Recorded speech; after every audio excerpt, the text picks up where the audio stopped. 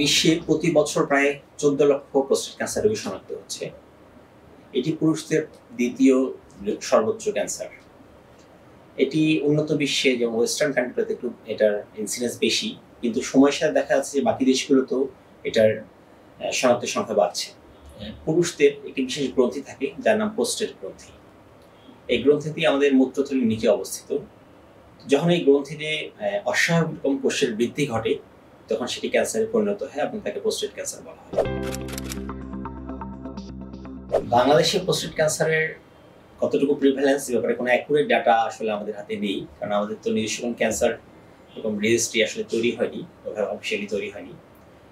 তো দেখা যাচ্ছে যে সময়ের সাথে কিন্তু বাংলাদেশের প্রোস্টেট ক্যান্সার রোগীর সংখ্যা বাড়ছে। এটা আসলে বিভিন্ন কারণ হতে পারে, যেমন এখন মানুষের তো গড়ায়ু বেড়ে গেছে। যেহেতু গড়ায়ু বেড়ে গেছে, সাধারণত দেখা যায় যে প্রোস্টেট ক্যান্সার তো একটু বয়স্ক রোগদেরই হয়, তো সেক্ষেত্রে বয়স বাড়ার সাথেই এই রোগের প্রিভ্যালেন্সটা বেড়ে যায়। এর বাইরে দেখা যায় এখন মানুষের সচেতনতা বেড়ে গেছে, মানুষজন একটু স্ক্রিনিং প্রোগ্রামে আসতেছে, একটু পরীক্ষা নিরীক্ষা করছে, যার মাধ্যমে কিন্তু এই রোগগুলো একটু শনাক্ত করা যাচ্ছে এবং মনে হচ্ছে প্রোস্টেট ক্যান্সার রোগীর সংখ্যা বাড়ছে।